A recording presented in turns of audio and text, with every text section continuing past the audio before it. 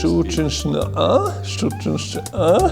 Ти п'єш як герой Бикова, Так. я як героїні Ремарка. Я Павлінка і Гачимучник. Павлінка і Хто ще не сполучав? Я зараз. Ще буду говорити по білоруській мові. Нормально? Це класно. Я мастак, я все роблю не так.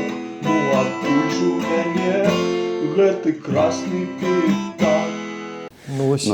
Я от замалював холст таким кобальтом з зелененьким. Кобальт зелененьким, это, скажи, синий, червоний чи жовтий. Кобальт – це синій. Все, синий, бля. Навіть голубой. О, ну, нормально. Ну, ти ж голубой. Блакитний. Перший раз надел. Перший раз. Інтерв'ю, да. О, нові речі. Новая речь. А я в этом у поношенном старом и скраденном. Не страшно. Ходи. Піджак от запачканий, такий грязний. Ты же мастак, тебе там где-то гуашь, Где-то гуаш, где-то акрил, где-то олей. а где-то неведомо что. А мені пробачають весь час за це, тому що я мастак, мені так можна. А актерам так нельзя? Что? А пронаться во что попало? Опронаться можно, а вот со стрижкой проблемы есть. Ага. С фризурой. Ці, наприклад, вуси. Ну, не завсёды ти можеш собі дозволити там коротко постригтися, ці відпустити нечто, ці там татуїровку на твар зробити там ніяку. Так вуси у тебе ж були до того, як ти з Купаловського звольнився. Были да. То это Да, такое там. Пенігін дозволив? Ні, там ніяк така сталася ситуація, що ми з Дімом почали нечто ўсё активніше робити з наших чынчынаў. З Кашперскім Андрієм вже почали нечто там сур'ёзней гэта распрацоўваць. І у нас быў доўгі такі рэпетыцыйны працэс да спектакля, як это? Шагал. Шагал. Які так і не адбыўся, так? А такі не адбыўся ён. І вось падчас, а можа і да гэтага неяк адпусціліся вусы, думаю, ну блин, бацька мой з вусамі хадзіў і ходзіць. Трэба паспрабаваць. І ты, я бачу, таксама у нашым клубе зараз. Да, уже где-то полгодика. Ну, ты нават большим пазнатным, я такі простыя камандзіровачныя вусы. Командировочные, у меня эти закрученные, як у Янки Купалы. Да. Я ж там у молодости он крутил, Ну, кричу. а потом перестал. И А у чего? короче, у меня вусы молодого Купала, у тебя, А мене вже такого пожилого. ну, пожилым он так и не стал вроде. Да. Ну, колькі?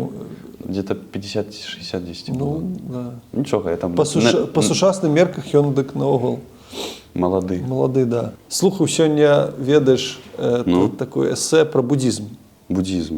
Ну, трэба ж ведаць. І там адна з думак буддізму цікава была, што як быццам мы так хочам, ну, нешта затрымаць, нечым авалодаць, што не можам прыняць тое, што ўсё змяняецца. Ну, ўсё змяняецца, там людзі, ты сам змяняешся, і гэта прыкольна. Вось з усёга гэтага эсэ мне гэта думка спадабалася з буддызму. То бок жыццё ўсё так. А ты хочаш, каб заўсёды быў, напрыклад, там купалаўскі тэатр, як 50 гадоў таму, ці што-небудзь іншае. Ну, а некоторые ж там ж засталіся нейкія людзі. Да? Наприклад, от у інтерв'ю у Будкіна ваша метреса, так можна казати? Матрэса? Ну, є метр. Да. Ну, гэта блізка да матраса нешта становіцца. Ну, можа мы, напэўна. Мэтрка. Сказала, что вы пошкодуете об своем выборе, что неправильно зробили, что кинули театр, кинулись в эту политику. Ну. У вас есть час, амаль сутки до завтра, до 10-й годины, вернуть его сюда, а самим подать в отставку. Вот, что скажешь? Не. Не шкодуешь?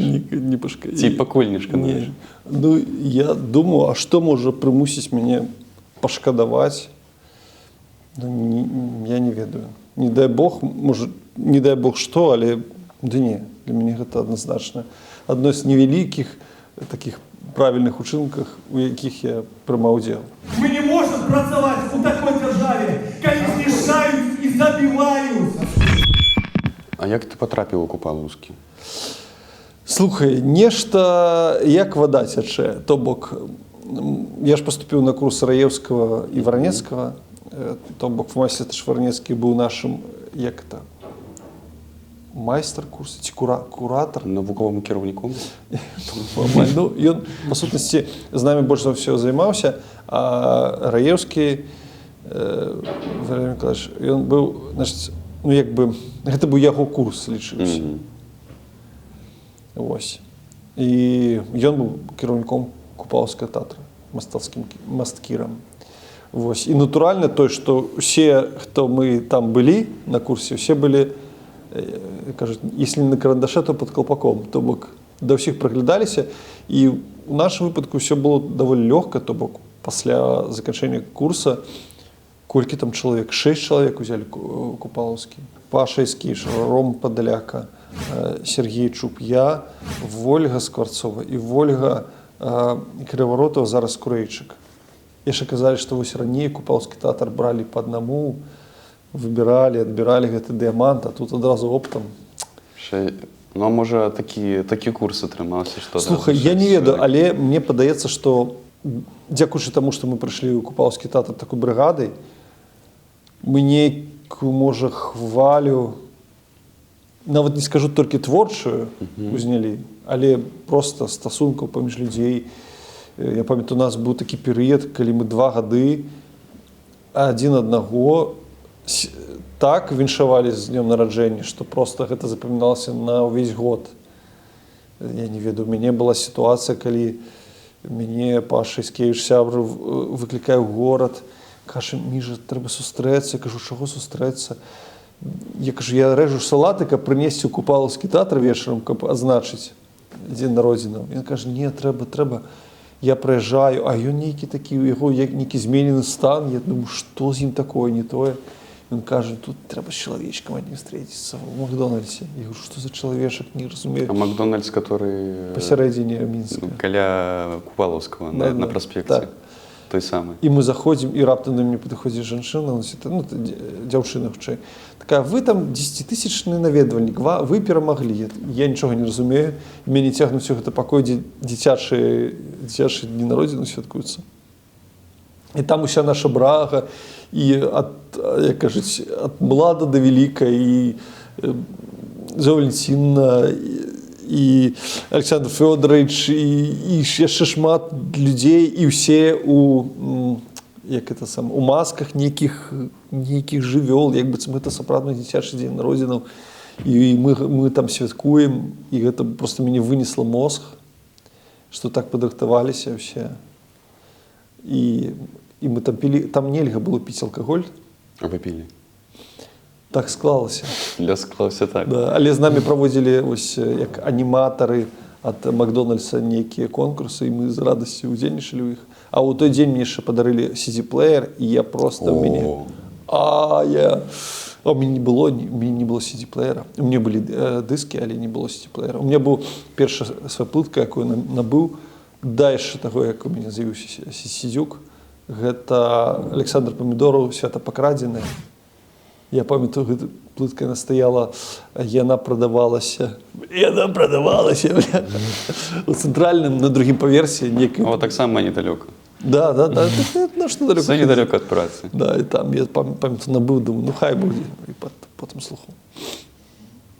Карацей, вось такая нейкая у нас хваля пайшла, мы нейкія канцэрты рабілі, капуснікі, просто, ну, і з гэтага шмат што выйшла, мне падаецца. Прынамсі, у нейкім настроі, атмасферы і нейкія рэзультаты, там, вынікі. Прынамсі, ты з чынчыны нейкім чынам, з-за таго, што мы рабілі капуснікі. Для аднаго з капуснікаў мы прыдумалі вось такіх персанажаў. В угаре. А? В угаре, фактычна. Ну, такія цікавыя рэчы атрымоўваюцца, знаеш, з-за таго, што ты веселишься, бавишься, да, и просто вкидываешь какие-то приколы, и бац, какой-то прикол просто вырастае ў нешта глобальнае. А каб так бавіцца, трэба, каб вакол людзі былі тваёй хваляць, вы, як брага павінна быць такая. Каб яна настаивалася, нейкія працэсы бурлілі. Ну, дарэчы, я не ведаю, мне падаецца, што у той же Варшаве зараз, у якой, а можа, сакрэт, мы знаходзімся, нешта такое адбываецца, то бок людзі, вось, з якім мы рабілі праекты не адзін, сустракаюцца, перамешваюцца, некий так рух броўнаўскі. Вот мы с тобой зрабілі один проект. Это ж вельмі выпадкова атрымалася. Ну, і это было цягнік з Беластока на Варшаву. Так. Ну, і ми випадково сустракаємося на пероне. Так. У тебя не было квітка з месцам, і у меня не было квітка з месцам. Мы сели каля прыбіральні. Так. Першую гадзіну ты рабіў свае справы, я свае. Я скончыў, ты скончыў, і мы там пачалі размаўляць, вкідываць, накідываць. І разагналіся да таго, што мы дамовіліся зрабіць стукерпад у Тэлеграм. Класна, класна, дарэчы, атрымаўся, дзякуй. Ну, Карацей, у нас чаша Петры, у якую жыццё нараджаецца. От у Купалаўскім ты там, памятаю, вот была гэты спектакль тутэйшы. Я его глядзеў, он ж павінен быў быць офлайн, але его офлайн запустили. Один раз мы сыграли. Так. Один раз сыграли, его записали, и можно было его оглядать у интернете. Я тогда тусовался на офисе в Гродно Лайв, які зараз уже сюда переехали и лечатся так само экстремистами.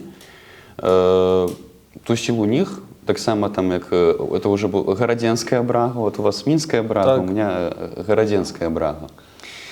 И вечером они там сказали, что мы будем глядеть спектакль тутэйшы. Типа, хочешь с нами? Такой, я застался, вот эти 3 гадзінкі отсидел, и вельмі цікава было, что я там только вот этих немцев не разумел. Там же все, кожная народность была на своей мове размовляла. Так я городенец, то я польскую разумею, типа, и белорусскую за российскую. Ну, это мы все разумеем. А вот як табе гэты вопыт у таким великим спектаклі зайграць, монументальным, які одна з великих працаў Янкі Купалы. И też другая праца это Паўлінка, тая ж самая. Вот як тебе у таким спектаклі зайграць, у таким фактычна класічным спектаклем? Слухай, тутэйшы я тады пачну здалёк. Першы спектакль, вельмі добра мне сейчас памаляваць. Давай. Які граў у Купалскім тэатры, які увёўся, гэта былі тутэйшы. Мы уводзім Александра Аўчыннікаў на ролю каталіцкага монаха. Яшчэ ў старой версіі. Калі памятаеш, калі можа бачу па запісах, там вырашаны быў спектакль як батлейка, якая адкрываецца, закрываецца, змяняюцца персонажы. Мне падаецца, ну, гэта і быў, калі можна нешта культавым назваць, вось культавы спектакль тутэйшы. І фінал яго, на які мы збіраліся ўсе за кулісамі і бачылі. Ну, это вядомы фінал з бела-чырвоным сцягам. І музыка Кур'яна. Мне падаецца, гаспадар Кур'ян геніяльную музыку напісаў. Не толькі гэту, але гэта проста ён, мне падаецца, пераўзышоў мулявінскую версію, то бок, ну, гэта той момант, калі проста увесь тэатр яднаўся і за кулісамі, і гледачы, такая магія адбывалася. Карацей, вось гэта спектакль, я так увайшоў у Купалскі тэатр праз яго і выйшаў у нейкім сэнсе таксама праз яго, праз другую версію. Ну, так, гэты персонаж такі трохі такі, ён занадта правільны, занадта успрымаецца як такім, ведаеш... Ну, на фоне гэтага паскудніка... Чалавек, які гаворыць рэчы, з якімі хоча сказаць, ну так, я з табой пагаджуся.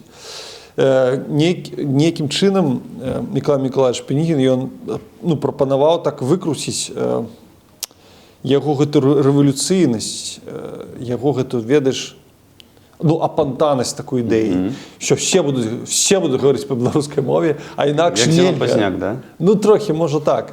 І гэта можа быць такая неадмоўная рыса, але якая прымушае так, ну, не проста добры чалавек, які гаворыць добрыя рэчы. І, ну, яго ж трагедыя, можна сказаць, што ён бачыць, як бы сказаць, разбурэнне сваёй ідэі, сваёй мары, нейкім чынам. Ну, для мяне гэта было, ну, просто, я не ведаю, як сказаць, асаблівае нешта. Гэта больш, чым тэатр для мяне было.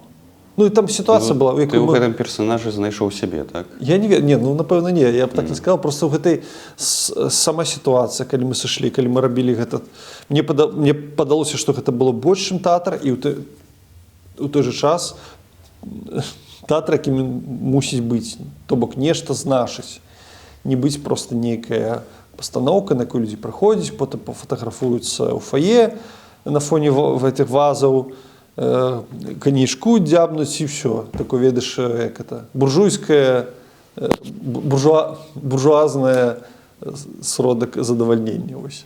Не, вось. Гэта было нешта жывое і класнае.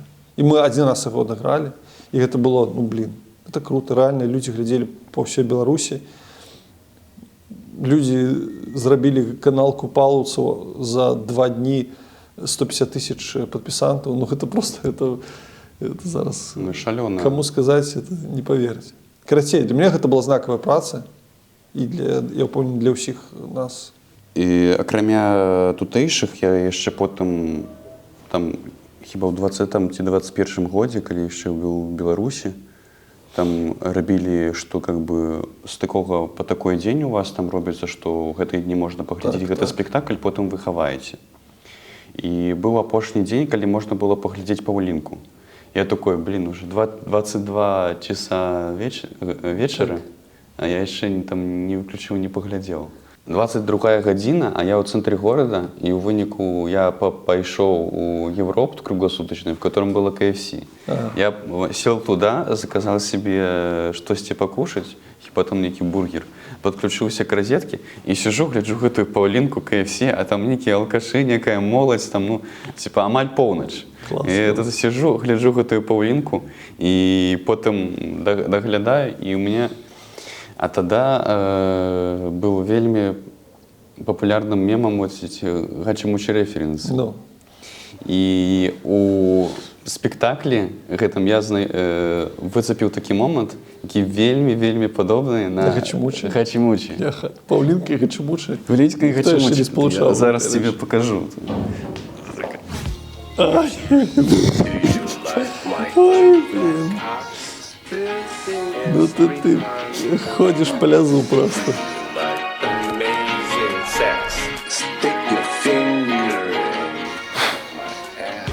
Прикольно. Скинешь потом? Да, я не ведаю. Трэба ж неяк прасоўваць класіку ў маладзёжнай масы. Да. Неяк придумаў. І ты ж мне казаў, што у вас Шчучыншчына. Да, быў гачы-мучы мікс, але я яго потым не змог знайсці на ютубе, можа яго выдалілі. Можа, дзесьці схаваў?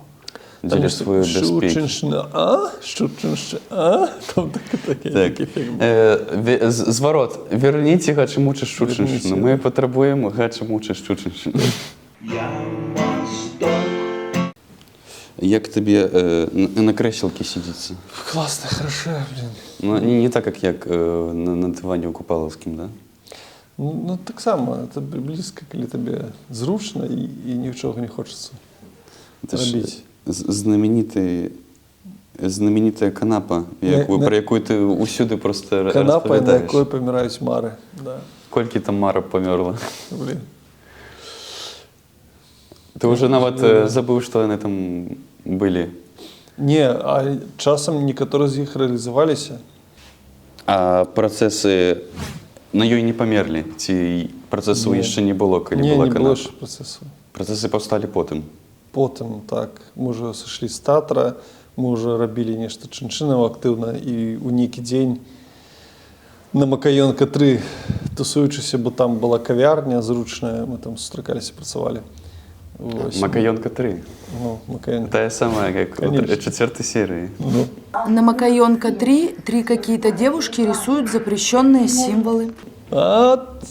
Я глядел. Ты, блин, ориентуешься нормально. Так я глядел, я еще глядел до того, как они выходили. Ну, я наш паўстала, это был, не памятаю, які год, 20-ці, 21-м уже. 21-й. Андрей лепш ведае, памятае. Молодая память, разумеешь, мне уже выпадают факты. Ось. Ну, колькі Андрею? Я не ведаю, 28. Ну, 20, не 30. Не 30, не 40. Ось.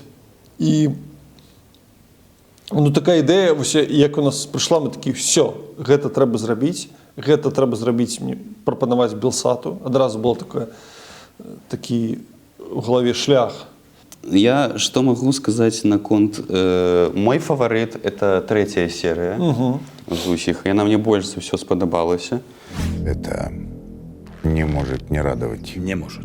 Но Чым мне спадабалася трэцяя серыя тым, што она такая томная, цягучая і в ёй есть такі саспенс, і ў яе у гэтай серыі ёсць патэнцыял, каб яна нават была паўнаметражным фільмам. Нават заўважыў на гэтых дэталях, калі ён зжимае гэты спандер, то з кожным разам ён яго зжимае ўсё хутчэй і хутчэй і хутчэй і хутчэй. І з гэтым разам як бы можна это адлюстроўвае ўсё большую хуткасць таго, што яны так абуджаюцца з-за таго, што яны абмяркоўваюць свой сон, і это адно на адно накладваецца, і у гэтай серыі там больш-менш нармальна з'яўляецца твоё камео. І што наконт тваіх камео в этом серыяле, твайго персонажа? Я трошки скажу такую ремарку, но мне падаецца, што можа з гэтай серыі, а можа і з чацвёртай. Мог бы быць фільм, прынамсі, калі гэта паўстала гісторыя, калі сцэнар паўстаў, абмяркоўвалі з Андрэем, што, трошки цеснаватая гісторыя ў межах кароткага метра, і з гэтай гісторыі мог бы атрымацца поўны метр, прынамсі, там, гадзіна 40-30. Вот такой четвертой серии мне вот под конец чогось не хапіло. То какой-то финал оборванный, то как будто занадто хуткі і адначасова занадто такі. Может быть. Я тут, а наконт камео, камео. Не, я маю на увазе, што я не зразумеў. Не, я разумею, для чаго яны былі і што твой персонаж уяўляе, але гэта я. Я не ведаю. А ты раскажы. Але я зразумеў гэта з дапамогай тых промо-відэа, якія выкладаў Андрей Кашперскі ў гісторыі Инстаграма. Процесс номер 4. Вы, как телеведущая, распространяли заведомо неверное сведения о войне. О спецоперации. Да. Ой, а кто это у нас? Чей-то сын? Ой, красавец! Сын, который пропал на войне. На учениях. Вы внушали матерям ложную информацию об их пропавших сыновьях. Будете давать показания? Готова рассказать все чисто и сердечно. Да что ж, давайте посмотрим. І без іх я бы не до конца зразумеў, што твой персонаж сабе уяўляе. Як гэтыя відэа выглядалі? Вот твой персонаж сядзіць, як такі чыноўнік безумны, без бравей, як такі Джокер. Так, трохи Джокер, трохи суддзя, трохи просто... Суддзя, Джокер, Джокер, які мае ўладу, карацей. І кожны персонаж з першай, другой, трэцяй, четвертой серии сидит и перед ним отчитывается. И мае при гэтым некие сверхъестественные, звышнатуральные здольности. По типу там электричество пускается или шокировать в некой ступени. И дапытваю, что и гэтыя люди разумеюць, что и он некий такі главный. Не главнее первого лица, конечно, але что-то з адміністрацыі, так бы мовіць. І яны з'яўляліся, і только 24 гадзіны, і все. А больше іх нідзе нельга было паглядзець. А людзі ж, они в основном глядзелі толькі сериал в Ютубе. І я думаю, вот без гэтых промо яны і не зразумеюць, чаму персонажка у канцы 4-й серыі знікае, куды яна знікае, чаму яна знікла. Я, дзякуючы гэтым промо-ролікам, крышачку зразумеў, чаму яна знікла і хто быў гэтаму прычынай. А без гэтага гэта зусім не зразумела, куды яна знікла, навошта, чаму так здарылася. Такое вельмі адкрытае пытанне, там дзе нават крышачку адказа няма на гэта. Мне падаецца, што галоўная гераіня апошняй серыі знікла незалежнасці ад прысутнасці ці адсутнасці майго персонажа невядомага. Яна знікла, і нават калі б яго не было у 4 серыях і не было ў промо, ўсё роўна фінал быў бы такім. Вось. Дзякуй. Дарэчы, Ой, клас. У нас працоўнае імя гэтага персонажа было Джимен. Джимен? А ты ведаеш Джимен? Не. А можа тады не буду табе расказваць, хай у каментарах напішуць. Да, добра. Да. Ну, гэта быў такі... Потым не раскажаш. Адзін з рэферэнсаў.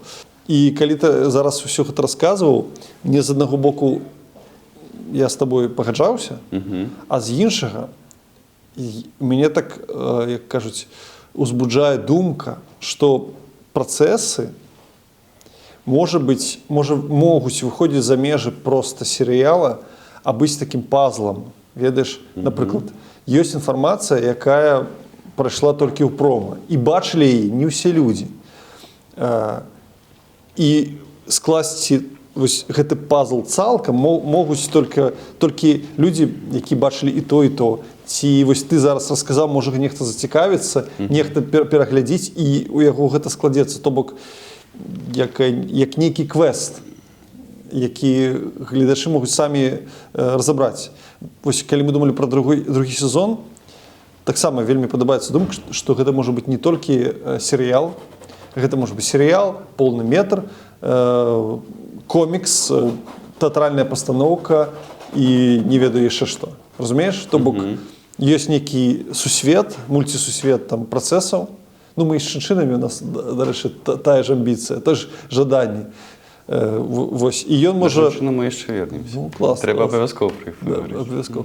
Карацей, тое, што гэта так прайшло, можа, незаўважна. З аднаго боку, канешне, людзі нешта не зразумеюць, а з іншага у іх такая зона ёсць невядомага.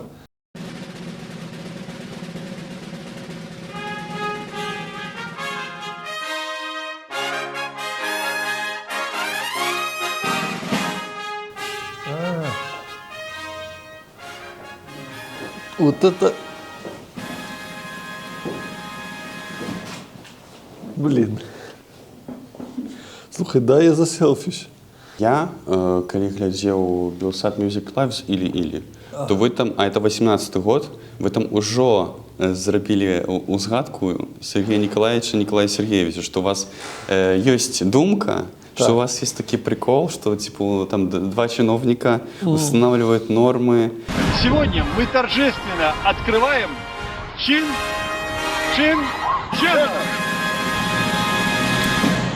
Но это еще не все. А это ж 18-й год.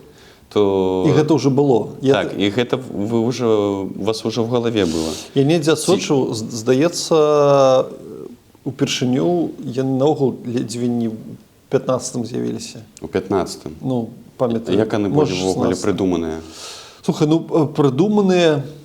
Я дакладна памятаю момант у жыцці, калі прыйшла проста ідэя. Першая, нават не канкрэтных чыноўнікаў, без канкрэтных вобразаў, а слухаў маналог гэтага Жванецкага. І у яго ёсць маналог, калі чыноўнік прыходзіць у школу і размаўляе з дзецьмі, ну, з такой казённай мовай.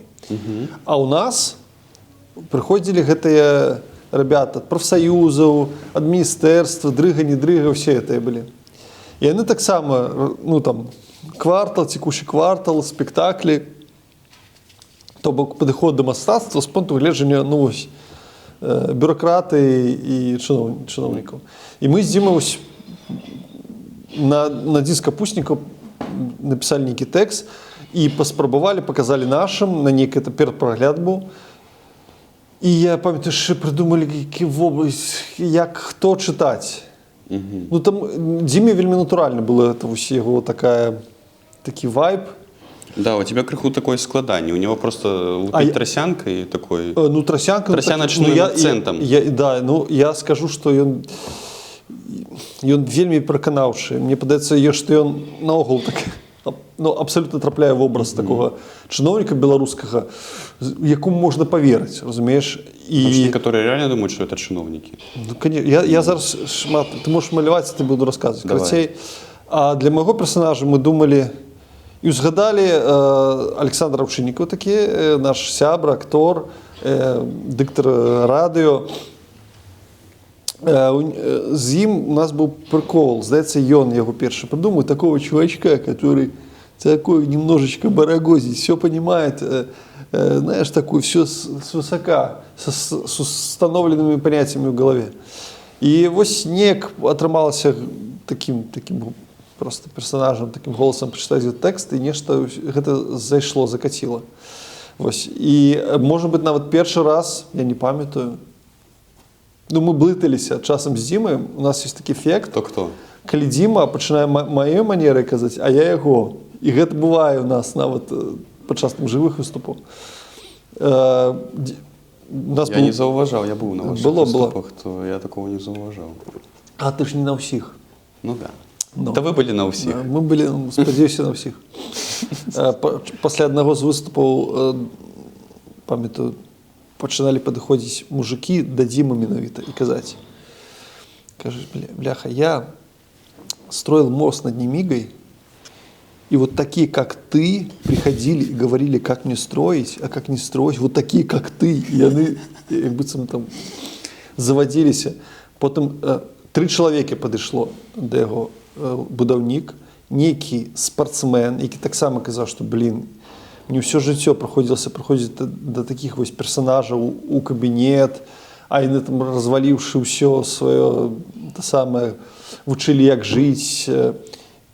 І третій чоловік був, гэта, здається, уролог.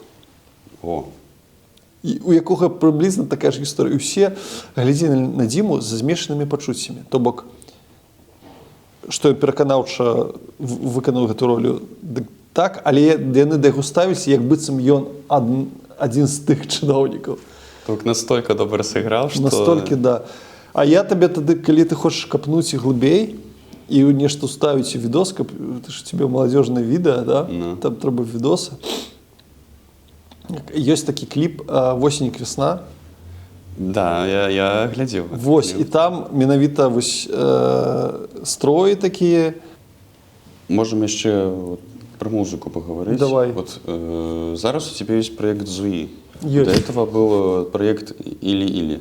Там, где удзельнічаюць персонажи, вельмі падобныя на Сергея Николаевича, Николая Сергеевича. Так, такі момент ёсць. Зникают вдаль огляду, летут тени светлых снов.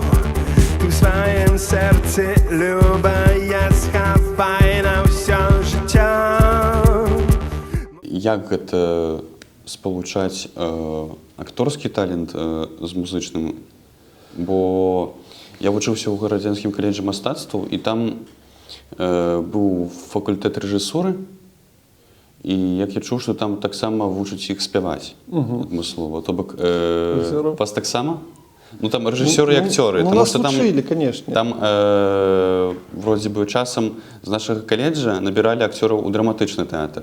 Як у вас у Купалаўскі, то у нас драматычна набіралі. Але не кожны год, і толькі адмысловы набор, там, адмысловых людзей толькі. Як я чу. У нас усіх там вучаць спяваць. Я так і не навучыўся. І можа таму, што ведаеш, што я б змяніў у акадэміі мастацтваў беларускай, каб мог. Дык гэта такая сфокусіраванасць на такім класіцызме. І прычым, ну, не вельмі, на мой погляд, заўсёды працуючым. Ну, я не разумею, як хлопцы там 20 гадоў, 19-18 выходзяць і спяваць гусарскія рамансы, бляха. Ты думаеш, дзе ты і дзе гусарскі раманс? Што ты разумееш пра гэта? Нічога. Ці, напрыклад, калі мы чыталі урыўкі, таксама нейкая такая, прынамсі, руская класіка, какой-нибудь гранатавы браслет. І гэты матэрыял даюць там усім дзяўчынкам, напрыклад. Ці некае там... Ну, не ведаю тое, пра што ты сам нічога не ведаеш у 19 гадоў ці там 18, калі ты вучышся. Пра жыццё нейкага там какого-нибудь там станового прыстава ў расійскай губерніі. Якім чынам гэта... Цікава, што менавіта расійскай губерніі. Ну, гэта так, таму што... А тэатр-то беларускі, вучэнне беларускі. Ну так, гэта асобная праблема. Асобная тэма на іншы падкаст. Мне падаецца, што проста... Мне падаецца, на экзамене по вокалу треба просто брати сучасні ніякі речі. Ну, просто треба, які чоловік відчуває сам. Не просто там співи, там дівчата виходять на концерт, на сцену і співають так само романс на троїх про березки.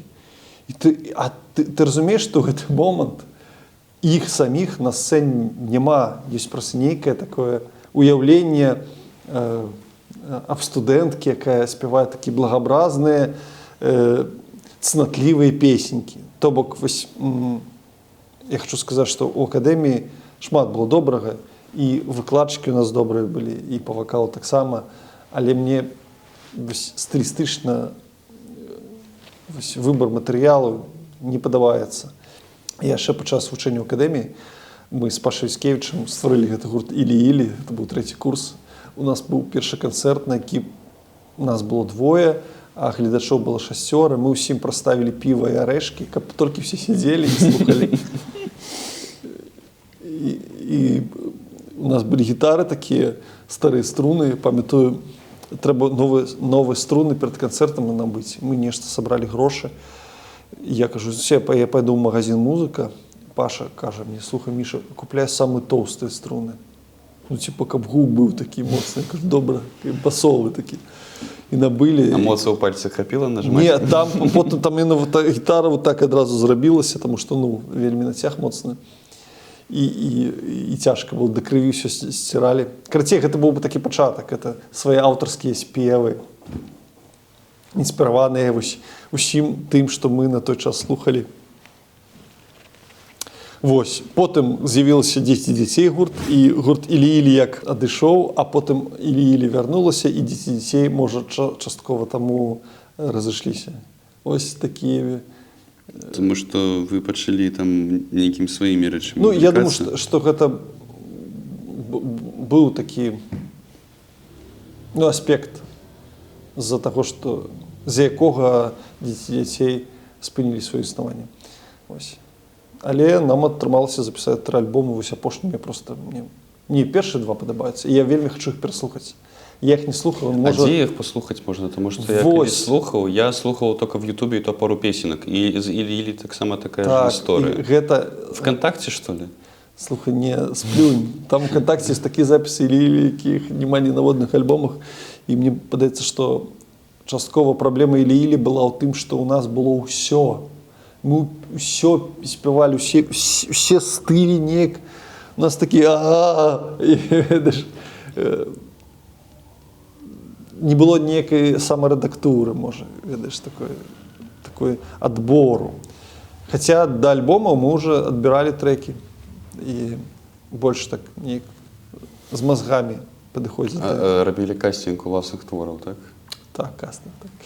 А я думаю, що ми реалізуємо, ми зальємося на всі пляцовки. І я навіть думаю, що діти так само варто зробити, просто слухати. Тому що вже ж на торрентах... Там треба ще з одним чоловіком домовлятися. Да, з Ганною, може, порозмовляємо, поглядимо. А зараз у нас гурт, ну, той, що можна назвати гуртом ЗУІ. Раніше там було шмат чоловік, там був і Місер Спадар, і Андрей Дробиш, і видатні музики, які зараз так само в Мінську, і Льоні, Юра. Ось. Але у некий момент, ну, я принаймні зрозумів, що ми не зможемо існувати, коли будемо таким великим складом. І під час створення ще першого альбому засталися тільки ЗУІ самі. Ну, це може так, як корабель назвали, таким і не став. Ми брали все, що ми записали в студії з усіма музиками, і з Віталієм Кулєвським вельми моцно перепрацьовували у такої більш електронної речі, що більше, може, експериментальне. І коли вже записали, це було 3 роки запису альбому, це вар'яство, це було, ну, 3 роки, ти писав нечто 3 роки, ніяку працю свою? Ні. Это вымороживает, это просто ты уже ненавидишь этот материал. Бывает, что там месяц, там 2 пишешь. Месяц, да. Ось. Ні, ну, у мене зараз є праця, яку я почав там в кінці першого курсу. Криху, потом она лежала, потому что не поспела доробить все лето. у пачатку гэтага першага семестра пачаў яе крыху парабіў, і зараз она ў мяне ляжыць. Ну, фактычна хутка будзе год, як я нібыта раблю. Она просто ляжыць і чакае свайго часу, пакуль я яе дамалюю. Звычайна гэта так адбываецца. У нейкі момант я зразумеў, што гурт Зуі можа існаваць, калі ён зробіцца вельмі лаканічным, калі мы просто будзем за Леною двух рабіць гэтай песні і можна выступаць. І у нас быў адзін выступ у Беларусі на фестывалі «Справа» даўным-даўно, вось яшчэ за пару гадоў да ад'езда з Беларусі. І, дзякуй Богу, мы вось зараз дарабілі амаль другі альбом, які называецца «Арка». Я ўжо адзін раз сказаў, да? І магу яшчэ раз сказаць. Альбом «Арка». Мы яго рэалізавалі дзякуючы і тэатральнаму інстытуту польскаму, і тутакі, карацей... На бардаўскай восені хіба гралі, так? І гралі на бардаўскай восені ўжо мы. І зараз дапрацавалі таксама з Віталіем Кулеўскім, які прыехаў у Беларусь, наш выбітны гукарэжысёр і кампазітар. То бок хутка слухайце на ўсіх торрентах. На ўсіх торрентах, а паляцоўках? Не, будзе. Каб старыя хіты таксама... Ну, дарэчы, Зуі першы альбом просто можна паслухаць на пляцоўках, потому што... Зараз? Да, так, можна паслухаць. Я Восток.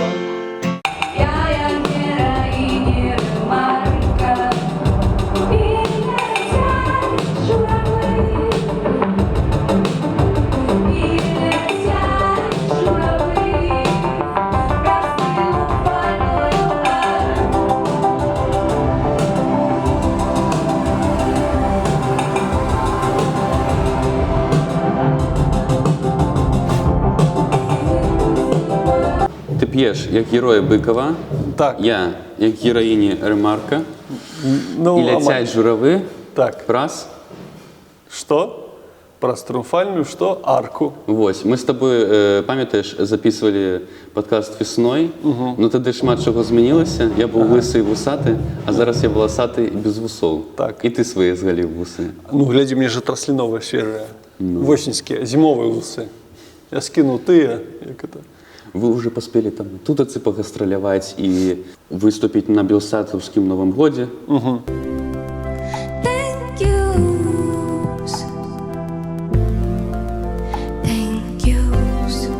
І што у напісанні гэтага новага альбома, які там выйшаў праз некалькі гадоў пасля першага альбома, самае цікавае, лепшае ці азарное было? Самае цікаўнае і азарное было тое, што ён дайшоў у выніку да слухача, таму што, ты сказаў, некалькі год, гэта некалькі год, гэта 8 год прайшло. Дзе вы былі 8 год?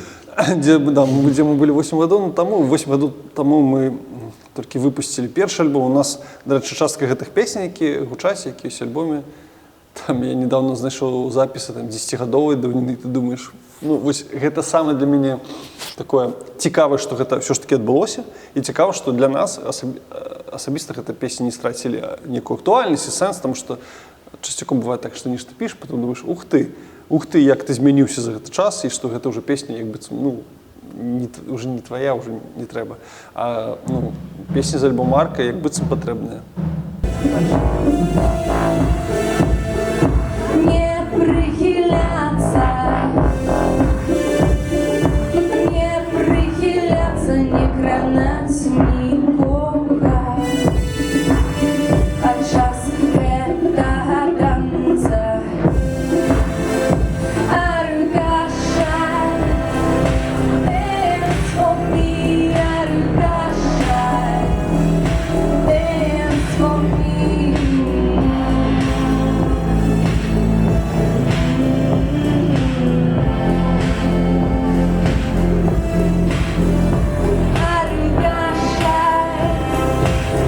Тут перед выступом, які у тебя зазвичай адчуванні і адрозніваюцца перед выхадам на сцэну у тэатры і перед выхадам на сцэну музыкальную? Ну, адрозніваюцца вельмі. Мне больш падабаецца адчуванне перед выхадам на сцэну музычную. Хаця я ніякія я вельмі слабы клавішнік і выканаўца, но мне просто падабаецца запускаць гэты фанаграмы і дзве ноткі ты націскаць. Я, можа, з аднаго боку менш хвалююся, але з іншага боку я разумею, што больш магу налажаць, таму што, ну, тэатры, калі граеш спектакль, ты ўжо ўсё ведаеш, ну, што ты там налажаеш. Ну, а тут і просто вось гэты настрой, калі людзі ўсе у нейкім гіпнатычным танцы, мне вельмі падабаецца. І цікава, як сёння некаторыя песні прагучаць. Для мяне такая інтрыга. То бок, мне просто прыемна адчуванне, як быццам на нейкае свята паходзіш. Як сказала одна класік, Dance for me, Аркаша. Dance for me, Аркаша, yes. Все, концерт. Так, дякую. Ну все, ты чётко. Нормально? Это классно. Все. Дозволь мне вернуться в час, коли мы еще не поспели проснуться.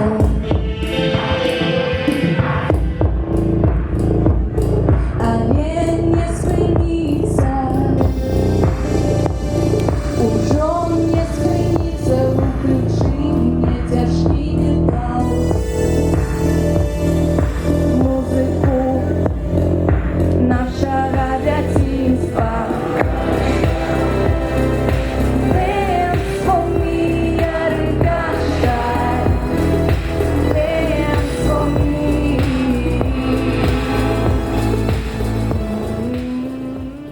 Мы ж зараз пачалі пісаць поўны метр з Андрэем Кашперскім. Садик. Ну, так гэта ўжо мы ўжо так пра гэта расказваем. Працоўная назва «Суд мёртвых». Як яшчэ раз? «Суд мёртвых». «Суд мёртвых». «Суд мёртвых». Рабілі такі рэсерч усіх нашых ідэяў, якія ёсць. І адна з ідэяў была ў тым, што паколькі ў Беларусі можна судзіць мёртвых, ты ведаеш пра гэта? Так. Заочно еще можно судить. Вот, ну вот Марцинкевича экстремистом признали, так. Он же мертвый. Ну, мертвых только заочно, их очно не ведаю як. И мы подумали, что будет, хотя прецеденты такие есть у истории, коли, здаецца, это история католической церкви, коли одного з папаў эксгумировали, то бок выкопали, и над мертвым был процесс, и у церквей он сидел, то бок мертвяк. А мы подумали так, что будет, коли гэтыя мертвые пачнуць паўставаць и приходить у свет живых, каб абскардзіць прысуд. Гэта такая завязка. И мы зараз мы трапілі ў вельмі класную праграму Belarusian Content Lab, і мы цягам некалькіх месяцаў павінны і вельмі хочам дапісаць сцэнар поўнага метра. Карацей. А на колькі гадзін? На колькі гадзін? Полторы-две? Ну, полторы-две. 100 хвілін. Ідеально. 100 хвілін. Я ненавиджу это фильмы по 3 гадзіны. Это немагчыма, блин. Гадзіна 20, да? Гадзіна 50. Ну, тут еще, да. Есть вот такое, ты сел, вот гадзіна 40, реально, больше не трэба. Больше уже трэба нешта пайсці, падыхаць. Калі ў кінотэатры добра, некую дзюну глядзіш, там на тебе гэтыя чэрві поўзаюць нормально. Так. А некі фільм... «Властелин колец». Ну так. Удар костюмку. Так, але у нас 100 минут будзе кіно. Будзе глядацкае такое. Ведаеш, хочацца стварыць кіно, якое б не было, ну, такой толькі для фестываляў, ці, ну, я не ведаю, вельмі таким толькі аўтарскім выказваннем. Ведаеш, такія фільмы ёсць, якія ты разумееш все, што табе хацеў сказаць аўтар. А хочацца, каб гэта просто было кіно, якое можна паглядзець. Просто кіно, наверное. Просто, ну, нават так, камусьці параіць, каб глядацкае, каб атрымаў глядач нейкія пачуцці, нейкія ўражанні. А у нас, ну, я думаю, што можа серьезно таксама будзе, але у нас спалучэнне такіх жанраў будзе як хоррор. Это першы. Хоррор, чорная камедыя, сатыра, драма. То бок хоррор гэта жанр, які ж зараз рэнесанс у яго, всякія пост-хорроры ствараюцца. То бок фільмы, якія як быццам хорроры, але яны распавядаюць пра нейкія рэальныя рэчы, псіхалагічныя праблемы. Напрыклад, фільм ёсць, які ў перакладзе 2-3 «Демон, приди», что-то такое. Раз, два, три. У арыгінале гэты фільм «Talk to me», «Размаўляй са мною», ну вось так перавялі. Это фільм про то, як маладыя падлеткі збіраюцца в нейкіх пакоях і выклікаюць душы памерлых. Гноміка? А? Ну, амаль. І ад гэтага у них такі прыход. Гэта абсалютная метафора наркотыкаў. Абсалютна, гэта вельмі... Калі глядзіш, ты разумееш, гэта пра наркотыкі, але ў форме прывідаў.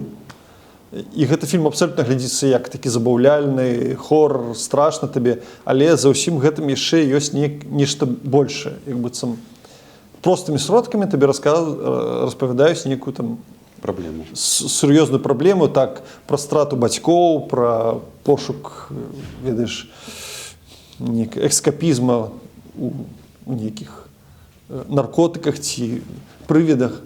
Карацей, гэта тэма вельмі зараз у свеце, ну, такая. І вырашылі падхапіць тут тэндэнцыю. Просто нам падабаюцца такія фільмы, ці фільм «Nope» Джордана Піла, «Не», як яго яшчэ перакласці. Таксама фільм пра праблемы расавыя, пра Трампа, але ўсё гэта зноў жа ў фармаце хоррора ці трылера. Я думаю, што ў выніку гэты фільм будзе мяшанкай жанраў нейкай. Рыхтуючыся да працы над сцэнарам, над нашым судом мёртвых, паглядзеў Хічкока амаль усяго. І ён, канешне, класны. У яго вельмі фільмы сумленныя. Яны пачынаюцца так, бах табе падзея у вочы. І вельмі, ну, як бы чыста. Трылер, саспенс, дэтэктыў. Ты ўсё разумееш, але як быццам гэта не некі такі занадта просты фільм, ведаеш, так, не просто забаўляльны. Вось, я пра гэта табе расказаў. Гэта тое, што мы робім проста зараз. Я уже намаляваў. І што зараз жывая рэакцыя моя? Да. Зараз табе бойка зараз будзе. Упершыню ў эфіры твайго шоу. Ну, у меня мольберт есть. Добра. Так, готовы? Так. Раз, два, три. Ну, добра, прикольно. Прикольно. Слухай. Що скажеш? Короткий коментарій. Мені цікаво, мені подобається. Як быццам я тут трохи 1001 нож, але такий шах, який слухає казки. Але, глядзі, нормально, мені сподобалося. Не сподобалося. Волосы есть, вусы есть, вочы есть, брови, нос, вуши, подбородок, и там еще один проглядывает, и еще выше. Все есть. И камизелька. Супер. Все на месте. Дякую. Так что тебе... Не, неправильно. Неправильно. Я хамуха. Так давай эту... Не, все... Не. Это называется рихтовался. Вот так. Комментарии там это самое насыпьте человеку. Да, насыпьте. И подписок насыпьте. И друзей. Ну, что так, глядять все, и никто не это самое. И друзей давайте зовите. Все это самое. Все. Белорусы. Как зробили. Давай еще.